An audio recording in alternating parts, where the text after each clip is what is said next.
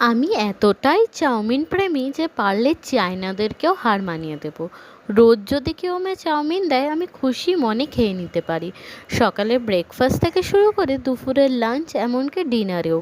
সকাল সকাল ঘুম থেকে উঠে চাউমিন খেতেও আমার খুবই অসাধারণ লাগে, যেটা সাধারণত কোনো বাঙালির পক্ষে লাগা একেবারেই অসম্ভব।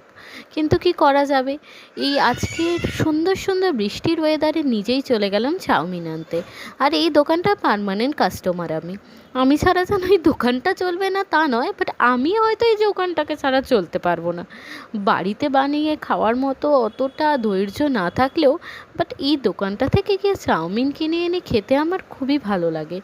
আর খুব খুব সুন্দরভাবে টেস্টিভাবে এটা বানায়। এখানে soya sauce, tomato sauce, chilli sauce সমস্ত কিছুর কম্বিনেশনগুলো এত ভালোভাবে দেয় না এরা, আমার যেন খেতে একদম অপূর্ব লাগে।